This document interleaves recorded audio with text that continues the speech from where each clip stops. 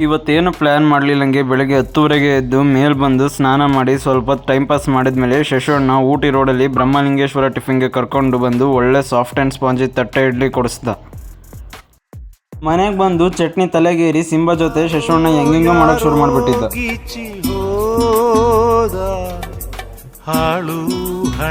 ಮತ್ತೆ ಮಧ್ಯಾಹ್ನ ನನಗೆ ಶಶೋಣ್ಣ ಸ್ವರ್ಗ ತೋರಿಸ್ತೀನಿ ಬಾ ಅಂತ ಕರ್ಕೊಂಡೋಗಿ ಬ್ಯಾಂಕ್ ಒಳಗೆ ಹೋಗ್ಬಿಟ್ಟ. ತುಂಬ ಒಫಿಷಿಯಲಾಗಿ ಒಳಗೆ ಹೋಗಿ ಹೊರಗೆ ಬರಬೇಕಾದ್ರೆ ಲೋಕಲಾಗಿ ಯಾವುದೋ ಫೇಮಸ್ ವ್ಯಾನ್ ಪಕ್ಕ ಬಂದು ಕುರಿ ಬ್ಲೆಡ್ ಮತ್ತು ಬೋಟಿ ಪಲ್ಯ ತಿನ್ನಿಸಿ ಇದು ಸ್ವರ್ಗ ಟ್ರೈಲರ್ ಅಂತ ಹೇಳ್ದ.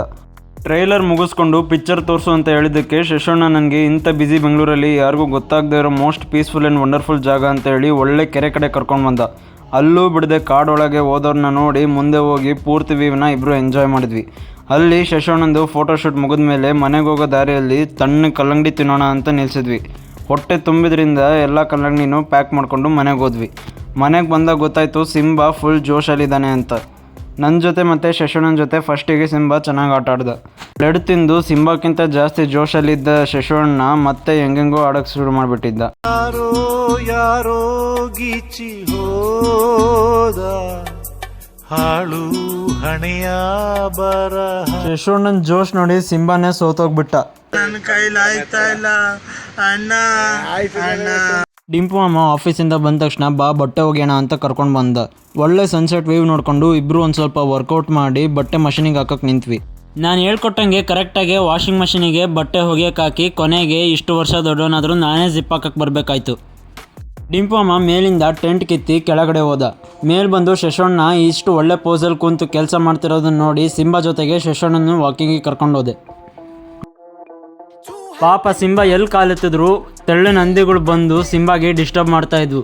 ಸಿಂಬಾ ಎಲ್ಲ ಹಂದಿಗಳಿಂದ ಎದುರ್ಕೊಂಡು ಮುಂದೆ ಓಡ್ ಬಂದು ನಾಯಿಗಳೇ ಅಲೋ ಮಾಡಲಿಲ್ಲದ ಯಾವುದೋ ಒಂದು ಬಡಾವಣೆಗೆ ಬಂದು ವಿಸರ್ಜನೆ ಮಾಡಿಬಿಟ್ಟ.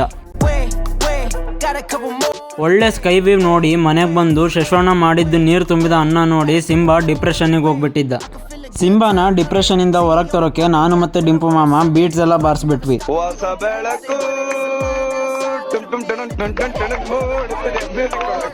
ಆದರೂ ಸಿಂಬಾ ಡಿಪ್ರೆಷನಿಂದ ಹೊರಗೆ ಬರಲಿಲ್ಲ. ಅಂತ ಅನ್ನ ಮಾಡಿದ್ದಕ್ಕೆ ಸಂತ ಮಾಮ ಬಡಿತಾನ ಭಯಕ್ಕೆ ಶಶೋಣ್ಣ ಬಂದು ಪಾತ್ರೆ ತೊಳ್ಕೊತ ನಿಂತ್ಬಿಟ್ಟಿದ್ದ. ಚಟ್ನಿ ಮತ್ತು ಬ್ಲಡ್ಡಿಂದ ಎಫೆಕ್ಟ್ ಕಮ್ಮಿ ಮಾಡ್ಕೊಳ್ಳೋಕ್ಕೆ ಮತ್ತೆ ಬ್ಲ್ಯಾಕ್ ಕಾಫಿ ಮಾಡ್ಕೊತ ನಿಂತ. ಸಂತ ಮಾಮ ಏನು ಮಾಡಕತ್ತಾನೆ ಅಂತ ಕೇಳಿದ್ದಕ್ಕೆ ಡಿಂಪು ಮಾಮ ಬೆಟ್ಟ ಹಾಕಿ ಅಲ್ಲಾಡಿಸುತ್ತಾ ಕಫ ಕ್ಲೀನ್ ಮಾಡ್ದ ಅಂದ್ಬಿಟ್ಟ. ಶಶೋಣ್ಣ ಹೊರಗಡೆನೆ ಊಟ ಮುಗಿಸಿ ಮನೆಗೆ ನಮ್ಮೆಲ್ಲರಿಗೂ ಊಟ ಅಂತ ಬಂದ. ತುಂಬ ಖುಷಿಯಾಗಿ ಬಾಕ್ಸ್ ಓಪನ್ ಮಾಡಿ ನೋಡಿದ್ರೆ ಮತ್ತೆ ಅದೇ ಅಂಬೂರ್ ಬಿರಿಯಾನಿ ತಂದಿದ್ದ. ಊಟ ಮುಗಿಸ್ಕೊಂಡು ಡಿಂಪು ಮಾಮ ಸಿಂಬಾನ ಏನು ಕಟ್ಲಿಲ್ಲಂಗೆ ವಾಕಿಂಗ್ ಕರ್ಕೊಂಡು ಬಂದ್ಬಿಟ್ಟ. ಅದು ಎಲ್ಲೋಯ್ತು ಯಾಕೆ ಹೋಯ್ತು ಅನ್ನೋದೇ ಗೊತ್ತಿಲ್ದಂಗೆ ಫೋನ್ ನೋಡ್ಕೊತ ಕುಂತಿದ್ದ.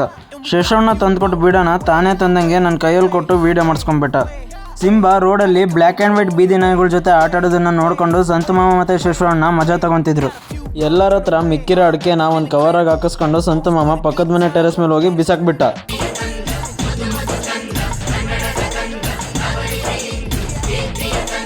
ಲಾಸ್ಟಿಗೆ ಎಲ್ಲರೂ ಒಂದು ಮೂವಿ ನೋಡಿ ಮಕ್ಕೊಂಡ್ವಿ.